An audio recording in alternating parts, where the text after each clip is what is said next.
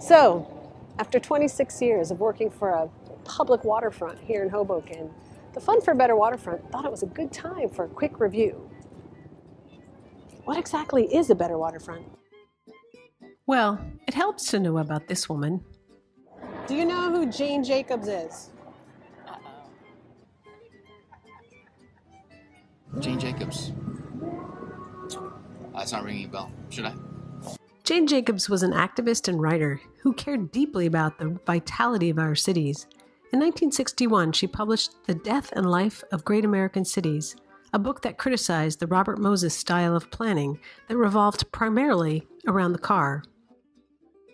She advocated instead for a community-based model that resembled Greenwich Village, with small streets, lots of sidewalks, and a lively streetscape. So it's the Jane Jacobs model of a walkable, bikeable, active, humanely scaled city that we're after when planning a better waterfront. Over the years, 3 principles have guided FBW's work. It all boils down to, does the waterfront feel public or does it feel private? So one of the reasons that Pier A Park works so well is actually Sinatra Drive. And the reason is that Sinatra Drive is a delineation between what is private space and what is public space. So on this side, you have your upland, developed area, and you cross the street and you have this park that is undeniably a public space.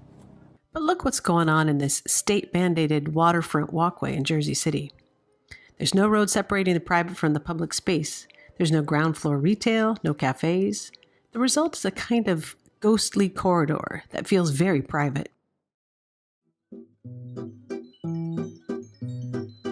In planning terms, nothing says private quite like a backyard. It's your own space where you hang out with your family, host barbecues, hang your laundry. None of this says public. It's a little awkward. But here in Pier A, we see something different. Here, we have front doors that face the waterfront. So you have cafes and restaurants, you have businesses and apartment buildings, and all their doors are facing the front. So with that comes a lively streetscape, it comes engaging, active life that makes the waterfront a welcoming place to be, a public place to be. The third principle of good waterfront planning is to take the city's street grid, the regular city-sized blocks, and bring them all the way to the waterfront.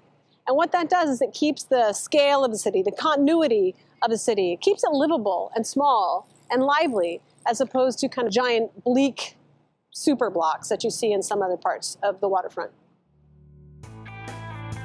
So that's it, the 3 principles of a better waterfront.